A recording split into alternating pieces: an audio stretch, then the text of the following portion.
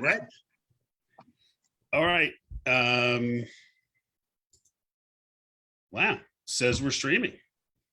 Oh, baby, let's go. I think we're live. All right. Well, a couple minutes. That was great. Couple minutes early, talking about COVID and traveling and what's new in the world. It's all fun stuff. Awesome. So we're going to start 2 minutes after the hour of the actual content. My name is Dan Tyre. Who are you? I am Todd Hockenberry. No, you're not. You're Ernest Hemingway. Look at that Hemingway look. Come on. Right? I know. It looks good on you, man. I'm telling you. You look healthy. You look like you're just come back from Cuba and written a book. And I wish I could write like him. That would be fun. I know you're a Hemingway fan. I can drink like him, but I can't write like him. You were telling me about going to the Hemingway Museum, weren't you, at one point? We take a yearly trip to Key West and spend a couple days with friends. We almost always stop at the Hemingway house. It's fun to see. He had his own little writing building behind his house. He was like a special little place. He's got all the 6-toed cats. You got to look that up. It's kind of a cool place. And whenever I go there, they always say the same thing too, like, hey, you look like Hemingway. Oh man, you get free admission. You can tell them. I pay. I gotta pay. Like you can, I don't know. It's kind of a scam, but I bet you could pull it off. Anyway, it's great to see you. And the reason we scheduled this without a guest is because we never get to talk to each other, right?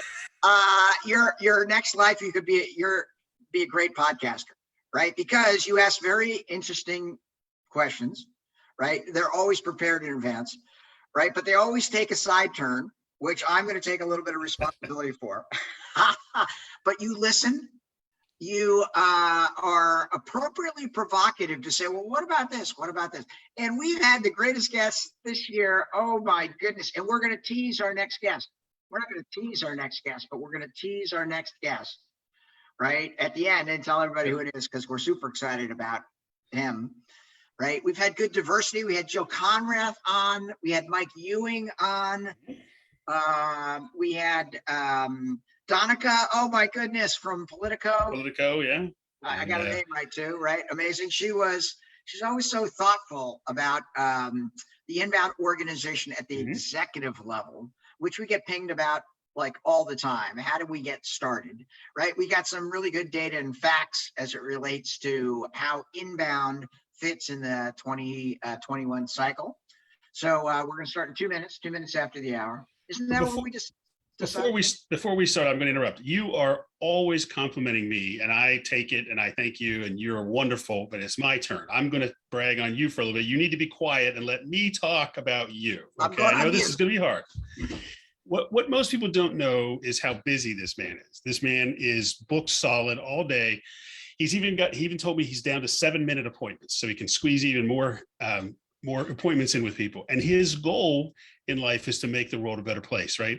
And he does it. He is so committed and so generous to so many people, including my daughter, my family, and I'm sure there's thousands of other people out there that will say the same thing. It is very rare to meet somebody as generous and as kind and as giving of his time and his talents and his insights as Dan is.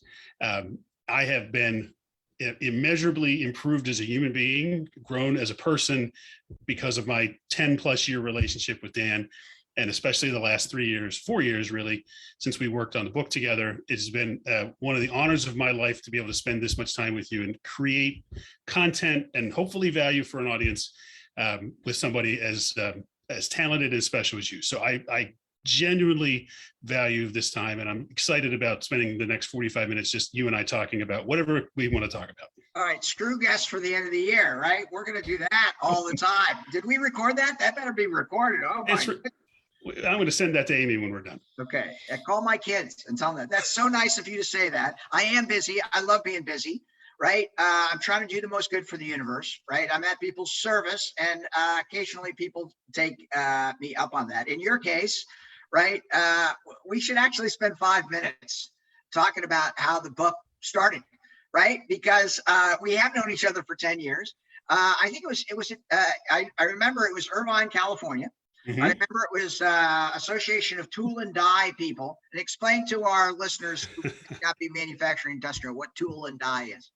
Well, these are folks that make the things that you buy, right? Makes heavy industrial stuff. So people buy tools and dies to stamp metal, form things, basically everything you can imagine that's metal is using tools and dies. So these are really kind of salt of the earth folks that have, they get your hands dirty, get oil and, fixing machines and, dirty old factories. And, but they make the stuff that we all need to live. Right.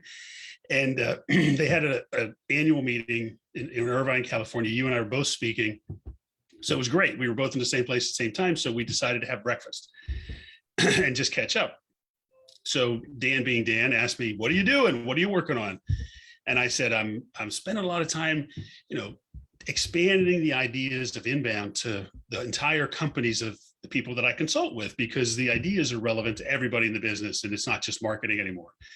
And you got all excited and you jumped up and you said, "I'm doing a presentation called the Inbound Organization." Same idea. And so as we were sitting there, I said, "Well, I want to write a book." And Dan said, "Let's write a book." So we basically got together and started to write this. We met in Houston and spent a day in Houston working on some ideas. And you came to Arizona? Came to Arizona and stayed with you for a couple of days, worked on some ideas and put an outline together. Had no real publisher, no route to getting the book out there, but we had an idea. So, and kind of long story short, through some folks at HubSpot, we got connected with Wiley. Wiley liked the idea. There was some other books that they were kind of publishing at the same time. There was Inbound PR by Ileana Sterieva, Inbound Selling, Brian Signorelli, and Inbound Content with Justin Champion, all great books. And then our book, Inbound Organization, they published all of them. And again, very fortunate as a first-time author to get a national publishing deal, and still very grateful about that. And it's been a great ride. We once we had a contract, we had about 4 months to finish it. Then the pressure was on, and then there was a lot of early morning and late evening sessions on Zoom to get the book done. But we did it.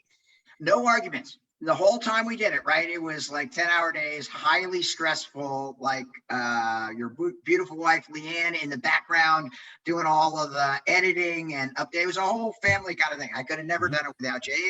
I feel the same way about you, right? The thing about Todd, I'm big energy, right? Todd is actually smart.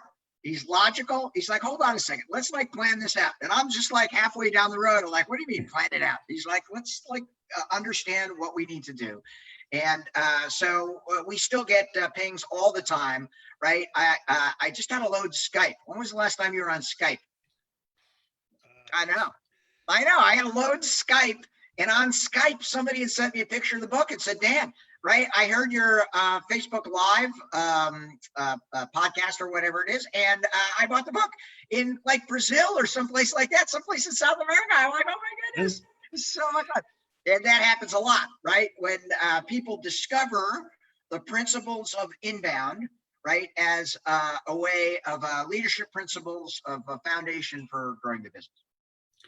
And we have stories like that all the time where people reach out to us from all over the world, read the book. And just a quick plug, if you're listening to this and you have an opportunity, please share and and ping us on LinkedIn, connect with us. We'll be happy to reach out to you and connect and share your story.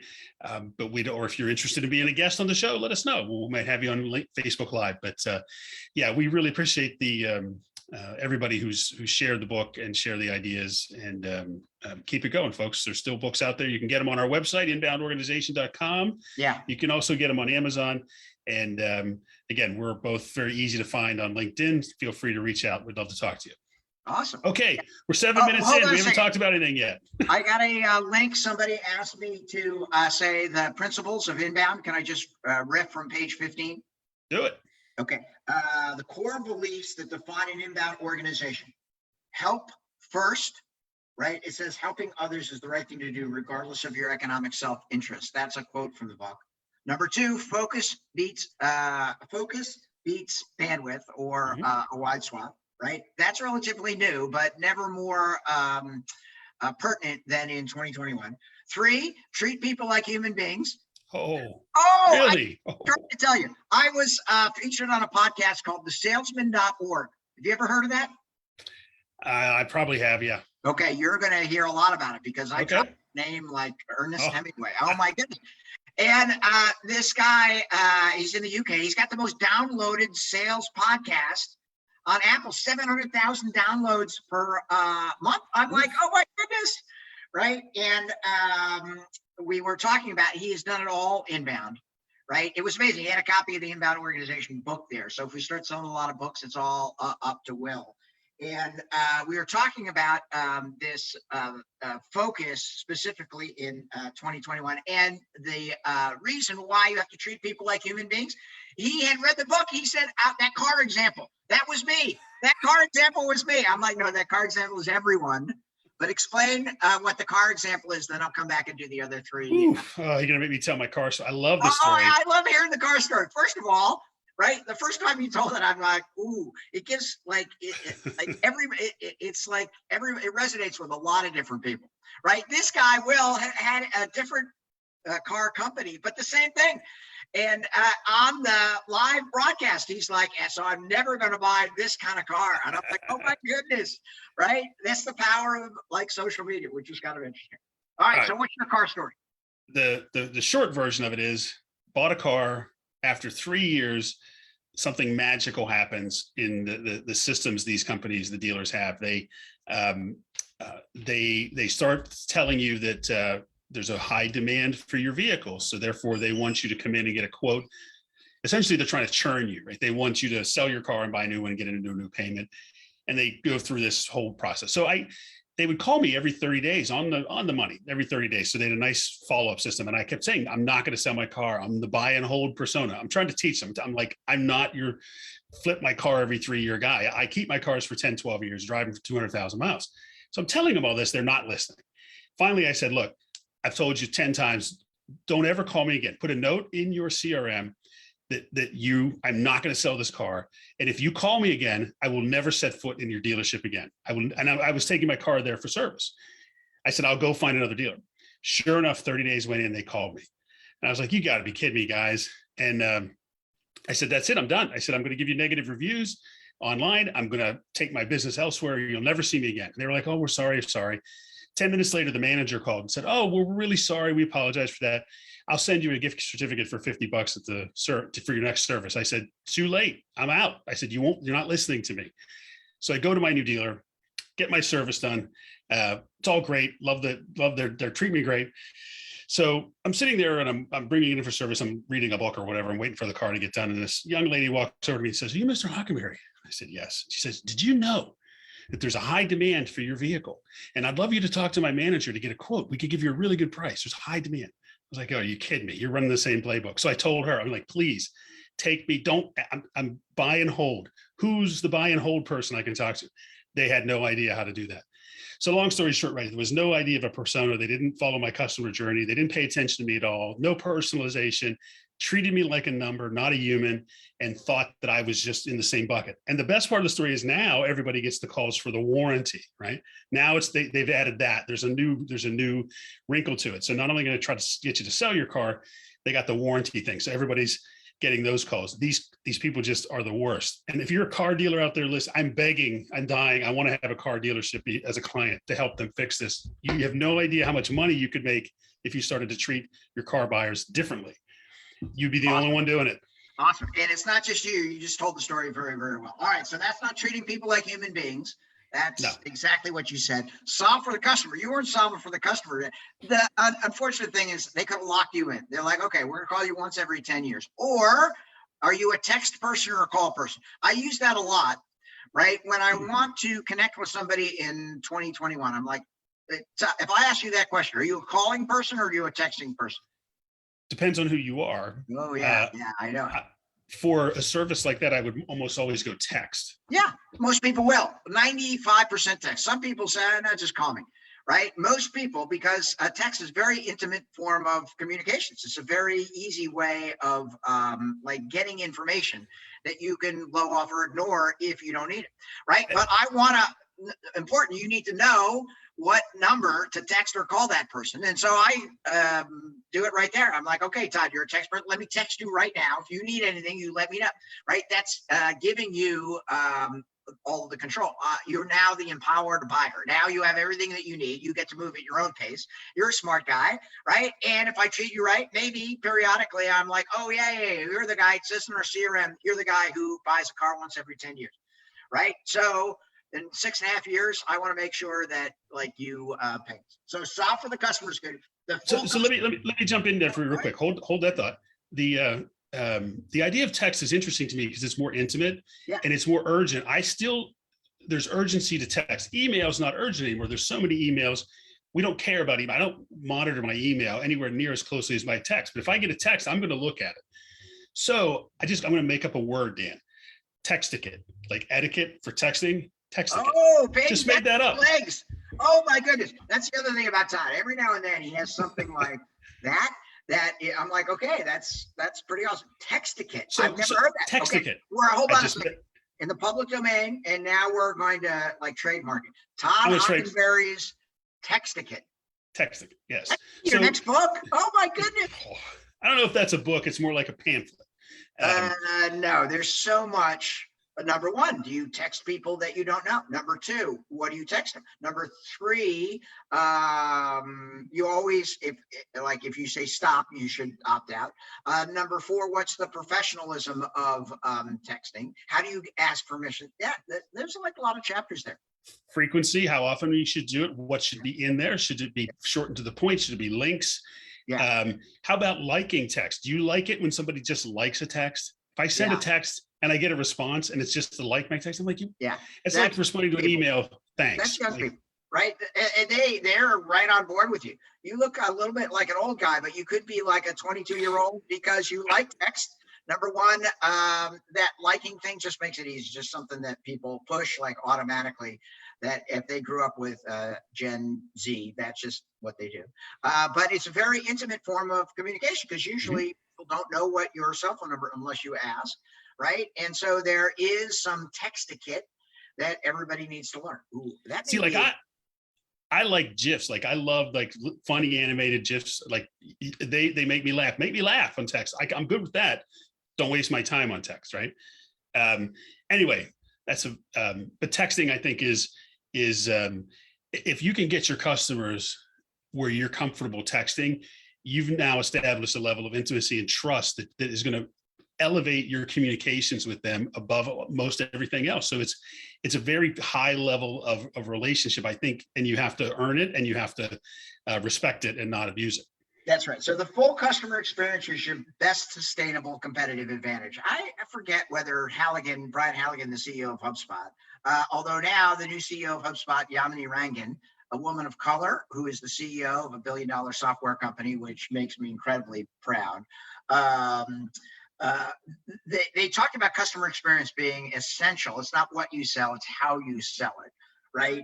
And either they were like riffing off our foundation, or they had like worked it in first and we just heard it. And then collecting and evaluation of data yields the best decision. So everybody should be data driven today. I was just working with a company in Africa, and we were working on compensation programs for their sales team. And they said, do these KPIs look right? And I'm like, well, I don't know. How have they performed over the last 2 quarters? Let's get the data. And they're like, that's brilliant. I'm like, no, that's inbound, right? The way we do it now is not gut feel and what we think, right? We don't want to be we do want to be aspirational, but we want to look at the data first, and then we want to understand the best ways to approach it. I'd like to make a comment about data. I think there's been such a change in the last 18 months that data has to be looked through a little bit of a different lens. Okay. I think there's pre-COVID data and post-COVID data. And I think you have to be careful with pre-COVID data because I think things have radically changed in many areas right now. And you've got to rethink a little bit of your data and look at the trends. We've seen some really weird things with data before and after COVID. I mean, we've seen stuff take off that we did not expect to take off, and things that kind of collapsed that we didn't think were going to collapse. Amazing. So, we should do a show on that, right? We should do a Facebook Live just on that. You know, HubSpot publishes the industry data by size of company. We'll put that in the Facebook Live comments section, right? But it's not personal data, but it is, and it's not detailed data from customers, but it is aggregate data by size of company, by region, I think by language, and shows those trends that we were talking about. And I agree with you, it's amazing, right? It kind of forecasts the ebbs and flows of the next normal, right? And it bears out some of the things that you were saying about sending emails, opened emails, Yep. engagement, right, of the number of calls that people are taking, and as a precursor for people who really want to set up their organization, right? So number one, they're focused on the right niche. We're big believers. The riches are in the niches, right? We want to make sure that you're that you understand you have a huge competitive advantage. Virtually everybody has a competitive advantage if they niche into where they do their best work. That's hard for entrepreneurs, but it's essential in 2021, right? And then understand the seasonality and the vocabulary of those of that niche, right? So that you can really understand that industry and kind of do your best work. That's the foundation of the inbound organization. That is hard, right? We've known over the last several years as we do our consulting, that's hard for people to grasp, understand, implement, right? And so the book is a great way of understanding those foundations, understanding what you need to do to get started, understanding where you get started so that you can start making that transition. I think we need to get our good buddy Pete from DataBox on the show.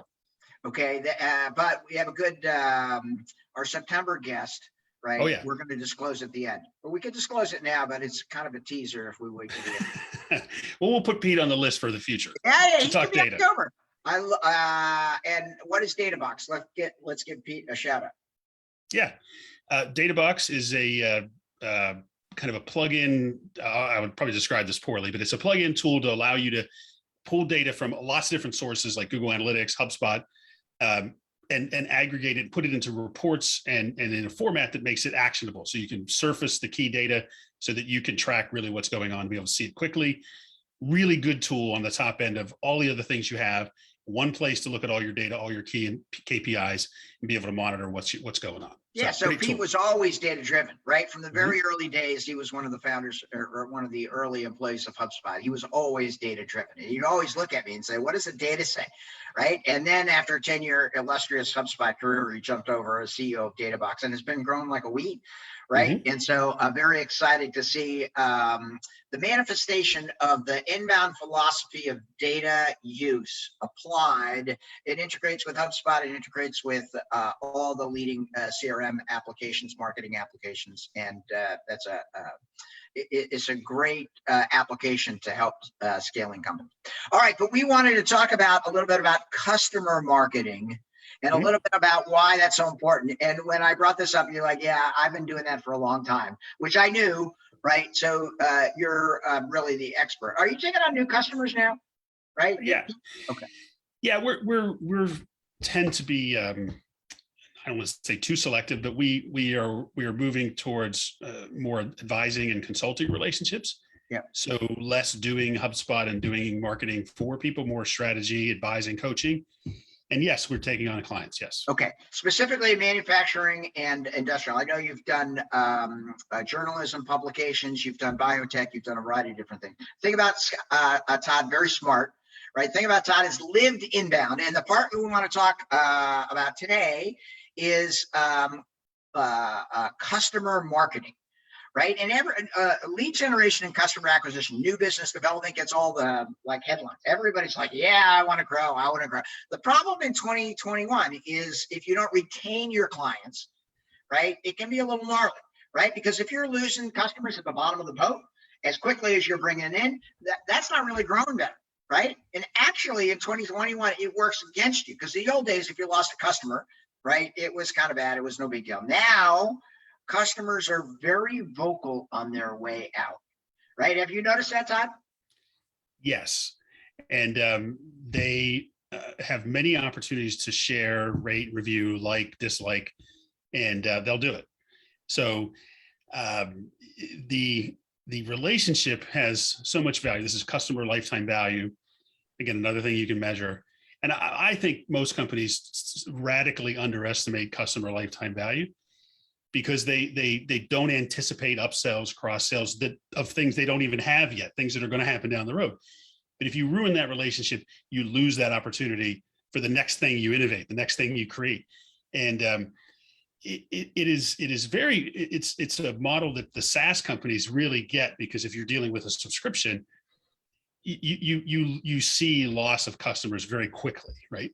Whereas, say, if you sell a piece of equipment and maybe you sell a company a new piece of equipment every 7 years, it's not as obvious, right? It's you have the customer and you're on to the next one, and we see undervaluing that longer term customer that isn't a regular purchase or a subscription. And we see it in the lack of attachment to the idea of being proactive, where it's more reactive, right? This is the difference between service and customer success. Customer service is you react to a problem, you react to a question, an issue. Customer success is proactively thinking about and putting yourself in a position to help that customer be successful with your products and services on an ongoing basis, right? So it's a different focus, right? You still have to serve them. If there's a problem, you have to take care of it. But there's this other element of customer success, which is, again, really focusing on the value you deliver to them, the value they get from your product, how it impacts their customers and customers, really thinking about their whole journey and making sure that you're being valuable and you're driving the results that they want all the way through the life cycle of your product and service, and not just you sold it and you move on.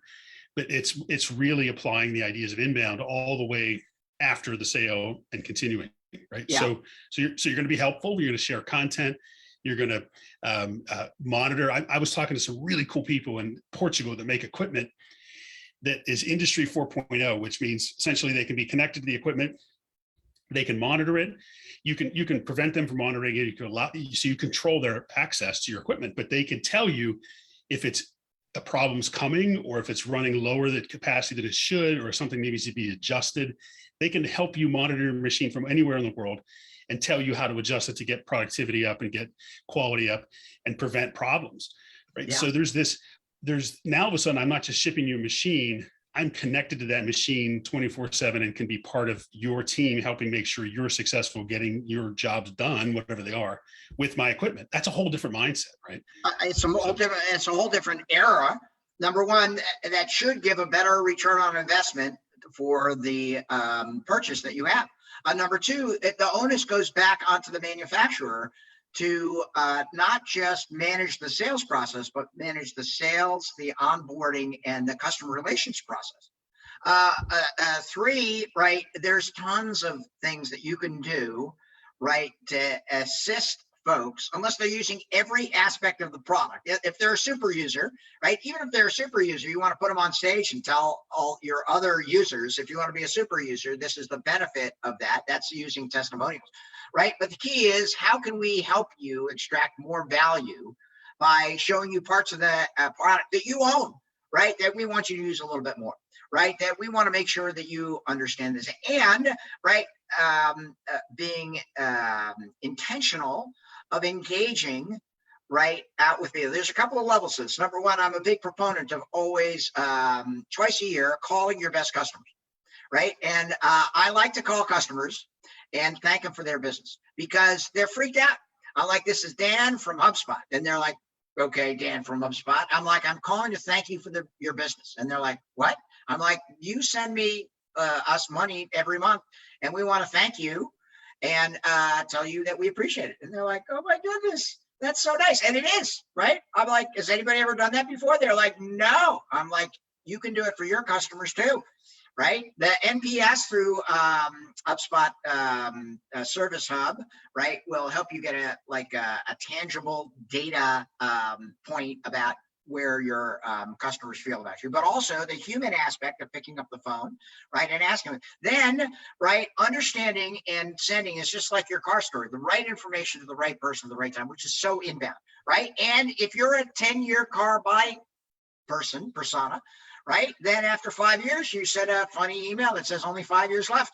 Oh, by the way, right? This is the way to make it to the 5 years with a comfortable kind of thing, right? In that case, you're like, okay, this person understands me. This person realizes and appreciates my segment. I'm always going to do business. You'll tell that story as much as you'll tell the negative car story, which is worth hundreds of thousands of dollars with your, footprint of the people, number of people you talk to, work with, those kind of things. It makes perfect sense. It's interesting. The company I was talking about with the equipment, they're actually considering a model of equipment as a service. So instead of buying the capital equipment, you get it as a subscription, and then they are responsible for your success, right? If you don't have the uptime, if you don't have the quality, they don't get paid as much, right? So it's interesting that you're starting to see kind of old school things starting to move to this model, but the idea is the same, right? Whatever your business is, you need to think like a SaaS company, think about subscriptions, renewals, and that you're never going to stop taking care of that customer. You're never done, right? And we know it when we don't get treated that way. It upsets us.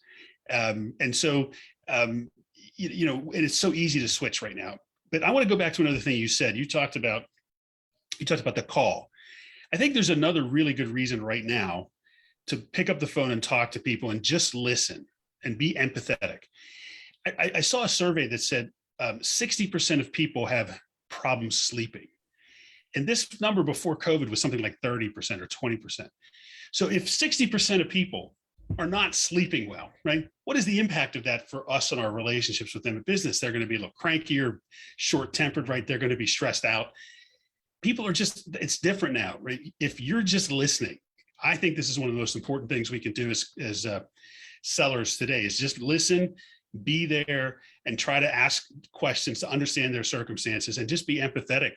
Because people are, in many industries, I mean, if you're selling in healthcare right now, I mean, you're dealing with a very stressed out industry. And you just need to be empathetic to what's going on in those industries. And I think listening is a big skill that is underappreciated these days. It's worthwhile. It's very worthwhile. You've always done this. You're a very good listener, right? And I think that helps, first of all, for you to understand what people are talking about, right?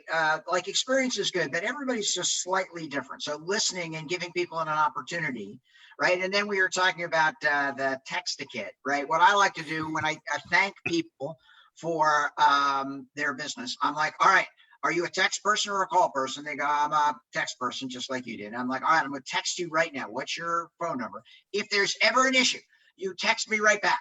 Right? I'll be back to you in 24 hours, even if I'm on vacation. I want to make sure that we're a partner with you for the next 6 years, 8 years, right? I want to continue to earn your business. People are blown away, right? It's a great reminder. It's we talk about it in the inbound organization because it has to start from the top. You have to have both your sales and marketing aligned. You have to make sure you have one central view of the customer.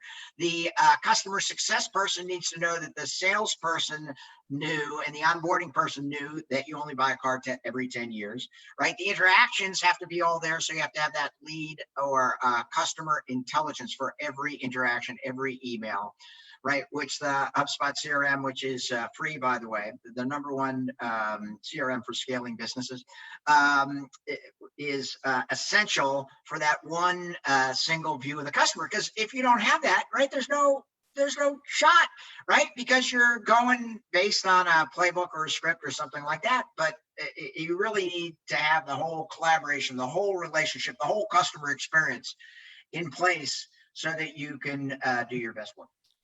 I think the centralized view of the customers is still a little bit underutilized. I still see companies that don't have kind of a CRM, or they kind of still use it halfway and don't really embrace the idea of this customer being one thing and not one thing to accounting and another thing to service and another thing to sales and another thing to marketing. That's one person, and everybody's got to deal with them the same way and know what other interactions happen in the department. So it gives you the context. That's really personalization, right? Just sticking a personalization token in an email, who cares? That's not personalization anymore, folks, right? Everybody can do that. Everybody can put your name in a subject line. Or again, personalization is knowing you, knowing your issues, knowing your individual circumstance. Customer market of one, they're all unique. You got to have it. If you don't have it, you're probably somewhere along the line, you're going to drop the ball and make them mad and you're going to lose them. Yeah, the best technology is the technology that makes the interaction more human, right? Mhm. Not less human, right? And like everything else in sales or marketing, right? Once something that works, people just flog it, right? And that has diminishing and then detrimental returns because it just becomes the baseline for what everybody does. Automated emails, right? Even if they're Dear Todd, right, is never going to replace your ability to say, hey, Dan, right? I was thinking about you. Your name came up in a conversation this morning, right? And I wanted to check in to make sure, number one, you're a happy customer. Number two, you're a happy customer for the next 5 years. It's very intentional, right? But that's the new like sales process, helping first, right? What can I do to help? Even if you've already purchased, even if there's no vested interest, because there is a vested interest. Every time you tell that car story, although you don't usually indicate who the car manufacturer is, people are going, yes, but they're thinking about the car story that they have. And they're like, I'm never buying a car from them. Every time you tell the Portuguese company, they're like, yeah, I ought to do that. And the inbound organization is all about laying a foundation of the things that you need to do so they become a more human company, right? So that you understand exactly how to dominate your market. And it's the first time ever in my lifetime, and I'm old, right? 63 years old, right? Which Todd periodically reminds me, right? Is that the technology can give you a competitive advantage. It's not just the technology, it's the technology and the leadership principles of applying that technology, right, for a competitive advantage. But helping, not selling, treating people like human beings, which makes me sad. I have to remind people about that, right? Understanding the data and leaning into the customer experience is so important, right? And then all the statistics, people think they're like, yeah, we do that. And they're like, not according to your NPS, not according to your surveys, not according to the like people who call into your help desk. And they're like, what? You're like, no. When Todd and I do our management consulting, we sometimes ask the CEO to call in to find a salesperson. And what happens in that exercise, Todd? Well, they realize they get stuck in a voicemail tree, hit 1 for this, 2 for that, search this. Oh, I can't find it, go back 0. But they find that it's not almost universally, they find that the experience of getting answers is not one they like. Yeah. So, and again, I think that's the point of being human, right? It's about starting with empathy and putting yourself in that other person's shoes. And just because you can do it as a marketer or a salesperson doesn't mean you should, right? Yeah. I can send thousands of emails if I want. It's a bad experience, right? It's not helpful, right? You may think, oh, well, I'll send 10,000 emails and I'll get a handful. You may get 0, and you just made a lot of people upset, and you ruin the opportunity, right? So the idea of human is basically, does the technology enable my interaction? Does it enable a conversation? Does it enable me to help or serve? Does it enable them to connect with the right person to get the right answers? Those are the tests you want to use. And I think we hear it a lot, and it's fine. People throw it around. But again, I see so many bad experiences still that I know this is not, it's not adopted widely. I mean, maybe in certain industries it is. I do think startups kind of get this. Younger people get this more intuitively, where I think bigger companies and are a lot they have entrenched kind of ways of doing things, and they're afraid to change. Like my car deal. You talk about this all the time. To be inbound, to do inbound, practice inbound, you need to be inbound, right? That was your famous book, right? And it is easier for startup companies. They don't know any better, right? They know their individual customer experience, right? And they know that the bar is higher in 2021. In the old days, right? If you started a company in 2006, your product didn't need to be that good. You could be in beta, right? In beta. Today, what happens if your product doesn't work? Today? Yeah. What happens today if your product doesn't work? Oh, you're done. You'll get buried, right? Yeah, you get buried. No, like in 24 hours on Twitter or Product Hunt or whatever, they're like, it doesn't work. What happens if it's hard to install? Same thing, right? Everybody's going to know. Yeah, my wife the other day is like, we bought, I don't know, something for the car. And she's like, you can't install that. I'm like, yes, I can. And she's like, no, you're not an engineer. I'm like, I'm not. But in 2021, if I can't install it, then the directions aren't good. And it's like super easy, and everything is, right? In the old days, I was on a call with a few hundred SDRs, sales development reps, last week, SDR Nation, this great organization trying to help SDRs who are trying to connect. I asked these Gen Z and millennial people, do you remember product manuals? And they're like, what? And I'm like, product manuals, right? When you got Windows or when you got product, they came with this big fat manual. I still have one in my my wife's electronic Prius. It's got a manual where you can turn to something. And my daughter's making fun of it. She's like, why don't you just Google it, right? And get it in like 2 seconds. Why would you actually carry that around? I want to watch a video too. I don't want to read it. I want to watch a video. I know. And then you want to follow it, right? And that makes so much sense. That's the difference, right? The thing is, if you're like been around for a generation, right, you're set in your ways. The thing is, the empowered buyer is what we call it, has changed so much radically from 2018 to 2019, and then accelerated in the global pandemic. So the next normal, that's what we're in now, right? That's why the inbound organization, and you said this was going to happen as well. You said it was going to be a slow build, and you said that it's going to be more pertinent 3 years out, right, than it was when we published it. It's exactly what happened, right? You're like Nostradamus. Isn't he the guy who's I didn't predict a pandemic. I felt. You didn't, but you said, Dan, 3 years down the road, everybody's going to wake up. And they did. And inbound is a winning formula because we know it.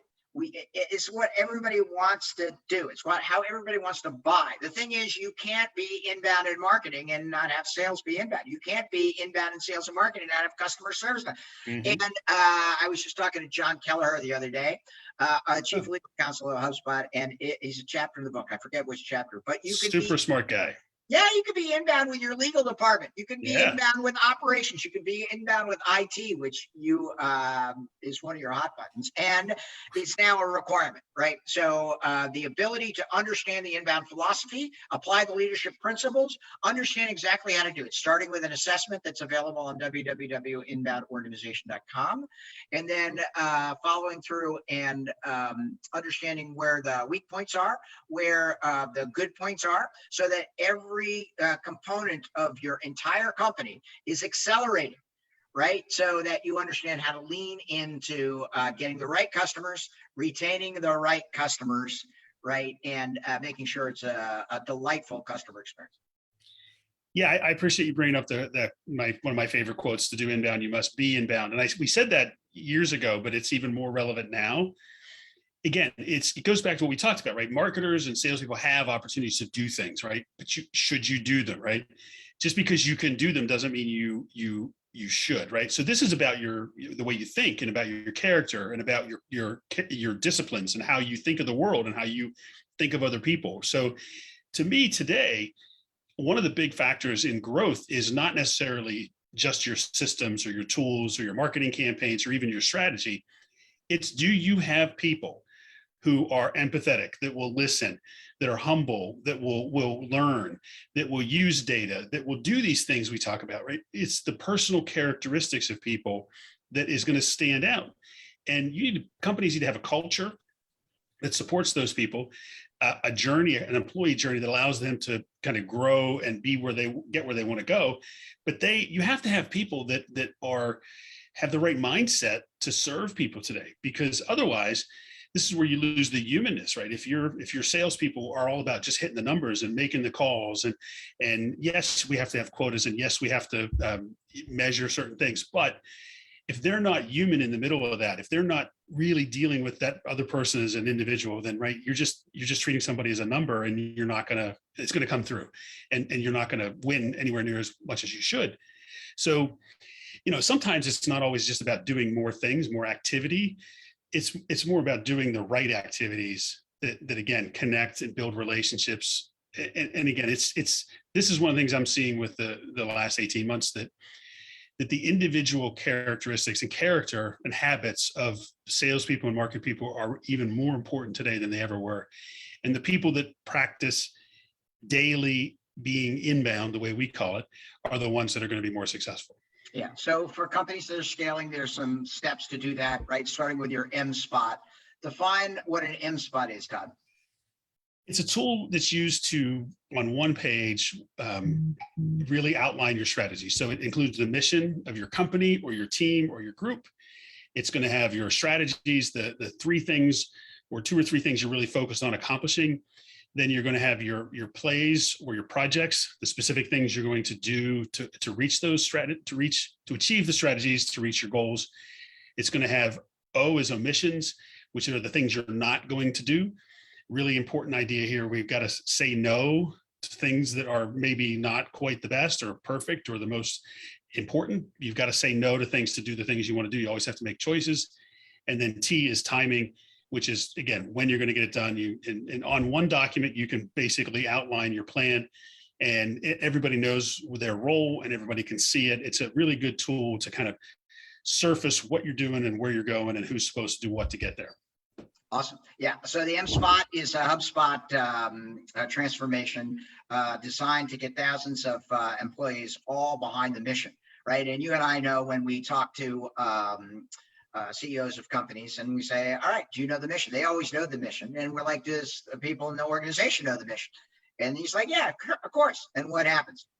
They don't. They never do, right? He thinks they do, or she thinks they do, but in reality, and so that's a wake-up call, right? You need to make sure that everybody understands the mission. Your mission doesn't change that often, maybe once every 10 years, right?